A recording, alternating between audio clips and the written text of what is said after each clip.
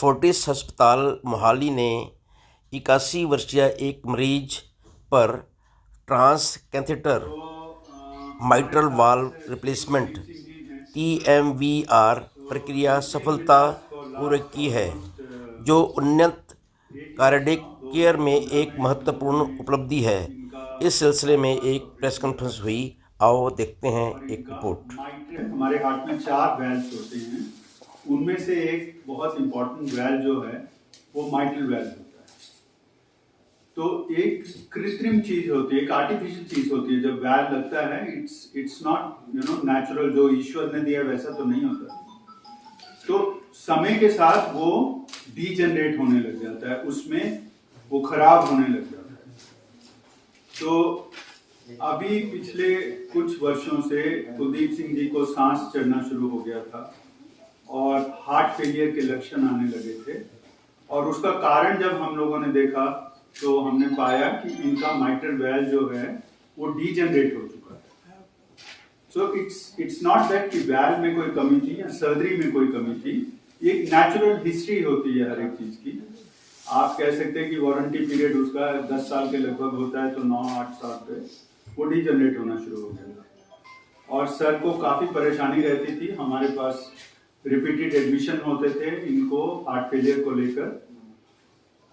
Sir की उम्र लगभग 81 वर्ष है, और more than a patient, it's just like a family to us now, because we have been together for so many years. तो जब हमने इनका इको किया तो उसमें माइट्रल वेल्व जो था वो खराब होने की वजह से उसमें बहुत ज्यादा लीकेज आ रहा था। तो सिंपल सोल्यूशन तो यही है कि अगर वेल्व खराब हो गया तो दोबारा से बाईपास सर्जरी करिए और उसको नया लगा दीजिए, फिर 10 साल चल जाएंगे। पर आप सर को देख रहे हैं और उनकी आयु देख रहे हैं, 81 years. Bypass surgery is not a joke, it's a very complex surgery. और अगर हम बाईपास सर्जरी दोबारा कराना चाहते हैं तो वो बहुत ही कॉम्प्लेक्स हो जाती है और बहुत ही सीरियस होती है। इनफैक्ट कई बार डॉक्टर भी चाहता है कि दोबारा से सर्जरी ना करनी पड़े। ऐसी स्थिति में एक बिल्कुल इनोवेटिव टेक्निक आई है जिसको trans catheter mitral valve replacement कहते हैं। इसमें वो वेल्व जो खराब हो गया है, बिना बाईपास सर्जरी किए हम लोग ट्रांस कैथेटर उसको जाकर लगा देते हैं, जस्ट लाइक जैसे हम स्टेंट करते हैं या एंजियोग्राफी करते हैं, इस तरीके से उसको लगाया जाता है। काफी उसके लिए हमको मेहनत करनी पड़ी। सर आर्मी से हैं and he is been a distinguished soldier as well.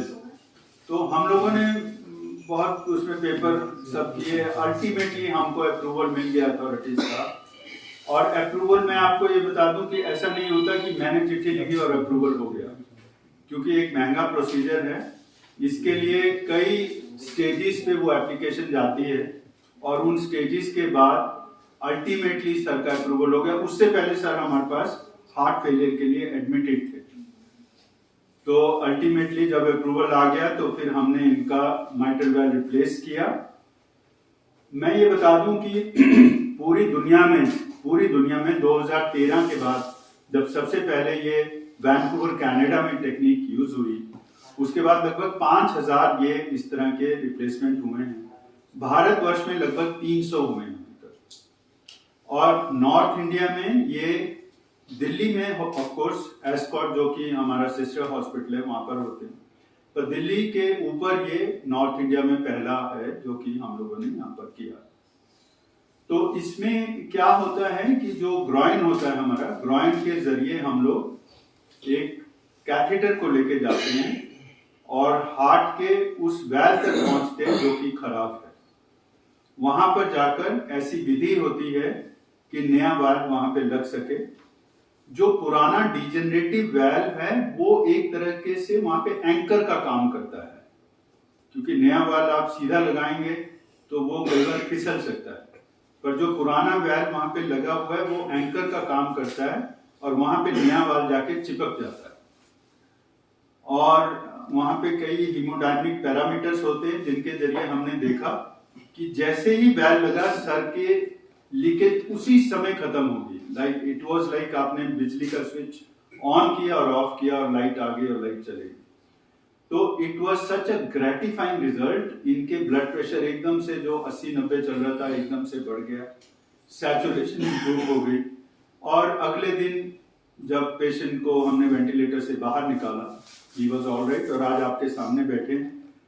अभी मैं इसके बारे में और भी बताऊंगा, अगर आपके कोई टेक्निकल एस्पेक्ट्स हैं उनके बारे में भी डिस्कस करेंगे। बट मैं क्या कहता हूं कि let's hear from sir himself who has undergone this procedure, और वो एक कुछ आपके वो बताना चाहेंगे। दसो सर तुसी अंग्रेजी, हिंदी, इंग्लिश। श्री वाहेगुरु जी की फतेह। मैं ex-serviceman Kuldeep Singh, retired from Indian air force, referred from ECHS Moga. ਸਭ ਤੋਂ ਪਹਿਲਾਂ ਮੈਂ ਅਤੇ ਮੇਰੇ ਸਾਰੇ ਪਰਿਵਾਰ ਵੱਲੋਂ ਕੋਟਿਆਸ ਹਸਪੀਟਲ ਦੇ ਡਾਕਟਰ ਸਾਹਿਬਾਨ ਦਾ ਸ਼ੁਕਰੀਆ ਅਦਾ ਕਰਦਾ ਹਾਂ, ਜਿਨ੍ਹਾਂ ਨੇ ਮੈਨੂੰ ਤੁਹਾਡੇ ਨਾਲ ਕੁਝ ਦੇਰ ਦੀਆਂ ਗੱਲਾਂ ਕਰਨ ਦਾ ਅਵਸਰ ਦਿੱਤਾ। ਦੂਸਰੇ ਨੰਬਰ ਤੇ ਮੈਂ ਸ਼੍ਰੀ ਡਾਕਟਰ ਅਰੁਣ ਕੋਸ਼ਲ ਸਾਹਿਬ ਦਾ ਦਿਲੋਂ ਧੰਨਵਾਦੀ ਹਾਂ, ਜਿਨ੍ਹਾਂ ਨੇ ਮੈਨੂੰ ਮਰੀਜ਼ ਨਹੀਂ ਬਲਕਿ ਛੋਟਾ ਭਰਾ ਸਮਝ ਕੇ ਮੌਤ ਦੇ ਮੂੰਹ ਵਿੱਚੋਂ ਬਚਾਇਆ ਹੈ। ਤਕਰੀਬਨ 10 ਸਾਲ ਪਹਿਲਾਂ ਮੇਰੀ ਇਸ ਡਾਕਟਰ ਸਾਹਿਬ ਨੇ ਸਰਜਰੀ ਤੇ ਵੈਲਵ ਦਾ ਆਪਰੇਸ਼ਨ ਕੀਤਾ ਸੀ। ਹੁਣ ਕੁਝ ਦਿਨ ਪਹਿਲਾਂ ਦੁਬਾਰਾ ਤਕਲੀਫ ਹੋਣੀ ਸ਼ੁਰੂ ਹੋ ਗਈ। ਇਹਨਾਂ ਦੇ ਸਾਰੇ ਚੈੱਕਅਪ ਤੋਂ ਬਾਅਦ ਪਤਾ ਲੱਗਾ ਕਿ ਵੈਲਵ ਵਿੱਚ ਲੀਕੇਜ ਹੈ। ਫਿਰ ਕੋਚਰ ਸਾਹਿਬ ਨੇ ਬਹੁਤ ਵਧੀਆ ਤਰੀਕੇ ਨਾਲ ਆਪਰੇਟ ਕੀਤਾ, ਜੋ ਬਹੁਤ ਹੀ ਕਾਮਯਾਬ ਰਿਹਾ। ਰਿਜ਼ਲਟ ਦੇ ਤੌਰ ਤੇ ਮੈਂ ਆਪ ਤੁਹਾਡੇ ਸਾਹਮਣੇ ਹਾਂ। ਇਸ ਵੇਲੇ ਮੈਂ ਬਿਲਕੁਲ ਠੀਕ ਤੇ ਤੰਦਰੁਸਤ ਹਾਂ, ਕੋਈ ਤਕਲੀਫ ਨਹੀਂ ਹੈ, ਚੰਗੀ ਤਰ੍ਹਾਂ ਚੱਲ ਫਿਰ ਸਕਦਾ ਹਾਂ।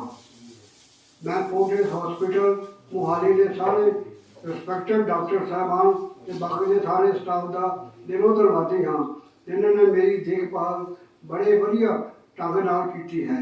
ਮੇਰੇ ਪਾਸ ਇਸ ਹਸਪੀਟਲ ਦੇ ਡਾਕਟਰ ਸਾਹਿਬਾਨ ਤੇ ਸਟਾਫ ਦਾ ਸ਼ੁਕਰੀਆ ਅਦਾ ਕਰਨ ਲਈ ਲਫ਼ਜ਼ ਹੀ ਨਹੀਂ ਹਨ। ਅਖੀਰ ਵਿੱਚ ਪਰਮਾਤਮਾ ਅੱਗੇ ਅਰਦਾਸ ਬੇਨਤੀ ਕਰਦਾ ਹਾਂ ਕਿ ਇਹਨਾਂ ਸਾਰਿਆਂ ਨੂੰ ਖੁਸ਼ੀਆਂ ਤੇ ਤਰੱਕੀ ਬਖਸ਼ਣ। ਵਾਹਿਗੁਰੂ ਜੀ ਕਾ ਖਾਲਸਾ, ਵਾਹਿਗੁਰੂ ਜੀ ਕੀ ਫਤਿਹ। ਹਾਂ ਸਰ, ਹੁਣ ਕੋਈ ਤਕਲੀਫ ਮਹਿਸੂਸ ਹੁੰਦੀ? कहते कोई तकलीफ तो नहीं हुन तो I am quite okay, no difficulty, कुछ कोई मेरे को I am very well, I am feeling well. मैं दਸਿਆ ਜਿੱਦਾਂ ਹੀ ਇਹ ਪ੍ਰੋਸੀਜਰ ਹੁੰਦਾ ਹੈ, ਕਈ ਪ੍ਰੋਸੀਜਰਸ ਤੇ ਇਫੈਕਟ ਬੜੀ ਦੇਰ ਬਾਅਦ ਆਉਂਦੇ ਨੇ, ਪਰ ਇਹ ਇੱਕ ਐਸਾ ਪ੍ਰੋਸੀਜਰ ਹੈ ਕਿ ਯਕਲਕਤੀ ਪੇਸ਼ੈਂਟ ਜੇ ਤੁਸੀਂ ਇੰਪਰੂਵਮੈਂਟ ਦੇਖਦੇ ਹੋ। ਉਸੇ ਵੇਲੇ ਅਸੀਂ ਦੇਖਿਆ ਕਿ ਲੀਕੇਜ ਬਿਲਕੁਲ ਜ਼ੀਰੋ ਹੋ ਗਈ। ਸਾਰੇ ਮਾਈਟਰਲ ਵੈਲ ਜਿਹੜੇ ਤੁਸੀਂ ਉਹ ਨਿਕਾਲਿਆ, ਰਿਪਲੇਸਮੈਂਟ ਕੀਤੀ ਹੈ ਜਾਂ ਰਿਪਲੇਸਮੈਂਟ ਆਰਟੀਫੀਸ਼ੀਅਲ ਵੈਲ ਲਾਇਆ। ਹਾਂ, so is it an inpatient, like how much time patient is inpatient? How much time patient takes to recover actually inpatient? it takes just ਉਹ ਤਾਂ ਉਸੇ ਵੇਲੇ ਰਿਕਵਰ ਹੋ ਜਾਂਦੇ, ਪਰ ਅਸੀਂ ਲੋਕ ਇਹਨਾਂ ਨੂੰ ਵੈਂਟੀਲੇਟਰ ਤੇ ਕਰਨੇ। ਉਸ ਵੇਲੇ ਵੈਂਟੀਲੇਟਰ ਦੀ ਜ਼ਰੂਰਤ ਪੈਂਦੀ ਹੈ ਜਦੋਂ ਅਸੀਂ ਕਰਨੇ ਆ। ਅਗਲੇ ਦਿਨ ਵੈਂਟੀਲੇਟਰ ਤੋਂ ਆਫ ਹੋ ਗਏ ਸੀ ਤੇ ਉਹਦੇ ਅਗਲੇ ਜਾਂ ਉਸ ਤੋਂ ਅਗਲੇ ਦਿਨ ਅਸੀਂ ਇਹਨਾਂ ਦੀ ਛੁੱਟੀ ਕਰ। He can walk off. He can walk easily, just like you know. So ਕੋਈ stitches ਹੁੰਦੇ ਆ ਜਾਂ ਫਿਰ Stitches groin ਚ ਲਾਉਣ ਦੀ ਲੋੜ ਪੈਂਦੀ, but they are very small stitches. I mean it's just like आप एक एंजियोग्राफी जैसे करते हैं, आप सबको एंजियोग्राफी और स्टेंटिंग का तो पता ही होगा, तो उसमें कोई खास स्टिच, इसमें एक फिगर ऑफ 8 स्टिच लगता है, क्योंकि जो वैल जाता है वो खासे बड़े कैलिबर का होता है, तो फिगर ऑफ 8 स्टिच लगता है, लेकिन वो आई मीन अपने आप ही सेट डिसॉल्व कर जाता है, या उसको अगले से अगले दिन आप निकालते हैं। अगर वो स्टिच नहीं भी करते तो प्रोलॉन्ग प्रेशर से आप वहाँ खड़े रहिए आधा घंटा 1 घंटा, तो ब्लीडिंग बंद हो जाती है। आपकी बात से मुझे याद आया कि इसमें क्या एडवांटेज है। पहली बात तो ये है सर कि ये हर पेशेंट के लिए नहीं है, हर पेशेंट का जो लीकेज है उसके लिए नहीं है, स्पेसिफिकली फॉर दोज पेशेंट जिनमें की सर्जरी हो ही नहीं सकती, कॉन्ट्राइंडिकेशन है, एज की वजह से फ्रेजाइल होते हैं पेशेंट, है ना, फ्रेल एल्डरली पेशेंट्स, उनके लिए ये बेस्ट है। सेकेंडली इसमें ब्लीडिंग लॉस बिल्कुल नहीं, ऑलमोस्ट निग्लिजिबल है। आपको पता है जब सर्जरी होती है तो 4 बॉटल्स ब्लड की अरेंज करा के रखते हैं। इट्स नॉट कि वो देने पर अरेंज होती है, जस्ट इन केस जरूरत पड़ेगी तो आपको ब्लड देना पड़ेगा। तो ब्लड लॉस यहाँ पे बिल्कुल नहीं होता है। सर्जरी का टाइम बहुत कम है। एक इस तरह की सर्जरी 6 से 8 घंटे ले लेती है और 2-3 दिन तक पेशेंट वेंटिलेटर पे रहता है। हम लोग 2 घंटे में, प्रॉपर 2 घंटे के अंदर इनका पूरा सर्जरी हो गया। तीसरी बात, सर्जरी के बाद जब आप बैल लगाते तो काफी लंबे समय तक बहुत ऐसी दवाइयां देनी पड़ती हैं जो कि ब्लड थिनर बहुत स्ट्रांग होते हैं, बहुत ही स्ट्रांग एंटीकोगुलेंट्स देने पड़ते हैं। इस सिचुएशन में एंटीकोगुलेशन की जरूरत नहीं है, पेशेंट नॉर्मली चल फिर सकता है। अर्ली डिस्चार्ज होता है, पेशेंट का डिस्चार्ज जो है तुरंत हो जाता है, लाइक दूसरे तीसरे दिन आप छुट्टी कर सकते हैं। बैल सर्जरी में 8 दिन तो आप मिनिमम लेके चलिए कि पेशेंट वहां पर रहेगा। रिपीटेड उसके बाद जो रिकरेंट हॉस्पिटल एडमिशंस हैं वो भी कम हो जाते हैं। आपके सामने पेशेंट है, he is doing well. So it's not for everyone but selected few जो सर की प्रॉब्लम थी उसके लिए ideal situation. At the same time मैं ये कहना चाहूंगा कि टेक्नोलॉजी बहुत तेजी से बढ़ रही है। हो सकता है कि अगले 10 वर्षों में सभी पेशेंट जिनका लीकेज है उसको इस तरीके से हम लोग ट्रीट करने लगे। तो टेक्नोलॉजी का जो एडवांसमेंट है वो बहुत ही रैपिड है और ये एक तरह से we can say that we are at level 1 at the moment. और लेवल 1 से जब हम हर पेशेंट जिसको माइट्रल रीगर्जिटेशन, इसमें सर में जो प्रॉब्लम थी वो माइट्रल रीगर्जिटेशन सिवियर था, तो उसके लिए may be 10 years from now all cases of mitral regurgitation can be operated without giving a incision through the groin or even through the radial routes. कौन सी surgery को replace किया है इसमें? Bypass surgery, mitral valve replacement, जो कि bypass surgery की मदद से किया जाता है। सर इसमें कितना कॉस्ट?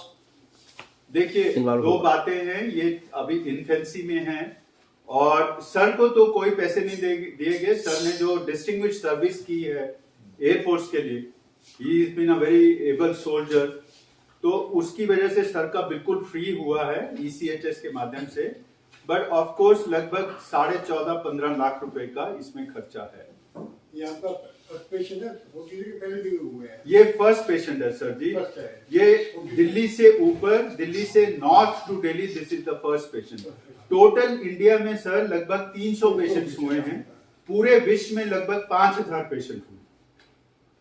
आप Thanks for watching. Please like, share and subscribe my channel.